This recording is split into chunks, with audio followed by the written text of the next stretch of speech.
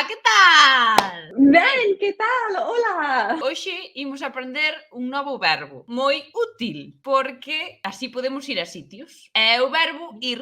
That is very useful. All right, I'm ready. Entón, fíxate que só varían a primeira e segunda do plural. All right, let's give it a try. Eu vou, ti vas, ela, vostede vai, nos imos, vos ides, eres, elas, vostedes van. Moi ben!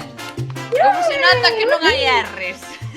I know, thank God, thank God. Vamos a lugares. Entón, podemos ir ao traballo, á praia, podemos ir a facer algo, a traballar ou a dormir. Cando imos a un sitio, poñemos un a. Imos á praia, imos ao traballo. Agora che explico esa mestura de ao e todo isto. Pero cando leva un verbo, imos traballar, non leva a. Ímolo ver agora. Okay. Ela vai á praia. Keep calm. Hai dous as. Un é o artigo e o outro é a preposición. Entón xúntansenos dous as. Nós xuntámolo e ao xuntar temos un a que para distinguilo leva acento. All right, Okay? 1, 2, Fusión. together. Exactamente. Ela vai à praia. Moi ben. Gustache a praia? Yeah, who doesn't like the beach?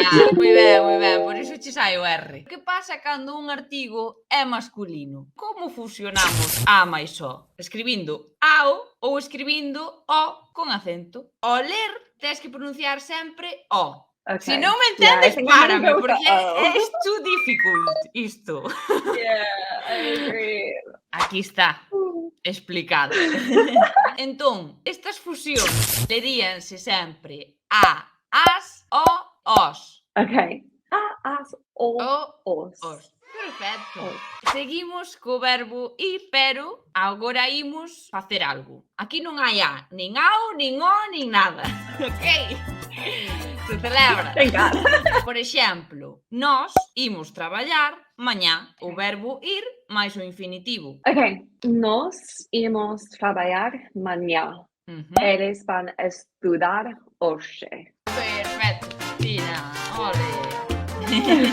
Que máis? Very difficult.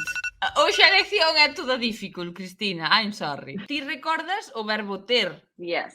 Vale. Imos engadirlle un verbo e imos facer que sexa unha obriga. Verbo ter máis a conxunción que máis un infinitivo. Eu teño que traballar. Vale. Ti tes que dormir. Ole, que ben. Eu teño... eu teño que estudar. É como cando dis en inglés I have to study. Metes o tú, non? No, isto non ten nada que ver. Nada, Cristina.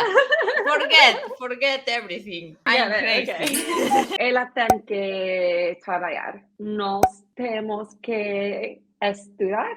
Vos tenéis que ir á praia. Eles teñen que trabalhar.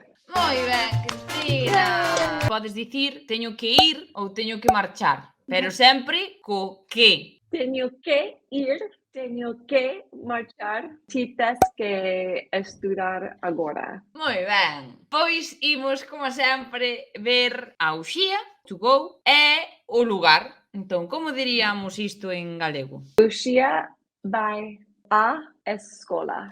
Perfect! Moi ben! Roy has to work. Roy tes que trabalhar. Oh, no, 10. Moi Ten que ben! traballar. Ai, que rapidez! Moi ben! Tes a conxugación aquí na cabeza. Are you going to dance today? Tranquila, Okay. penso con tranquilidade. And the questions go Down. okay. Ti vas bailar hoxe. Moi ben! Yeah! Dixéchelo genial. E vouche explicar un erro moi frecuente, que é poñerlle un a. En castelán sí, pero así non é. É como dixeches ti, Cristina. María e Xoán have to sleep. Isto é un galeg-english. Así, tan anchos quedamos, I like that, galeg-english. Cambiamos de novo programa, queres? En vez de digo what, galeg-english. I'll speak that fluently, galeg-english. Okay. All right, Maria e Xoán Tenían que dormir. Moi ben! Perfecto, Cristina, vaya máquina. Guanta machine. What does that mean? Nada, é unha expresión en galego, vale, en inglés efectivamente non existe, pero necesitaba dicilo, Cristina. Como dices tú en inglés que alguén é un crack? You are... You can say, you are amazing, you're a superstar, you're great. Yeah, Pois vou great. dicir a superstar, you are a superstar, Cristina. Yes, thank you.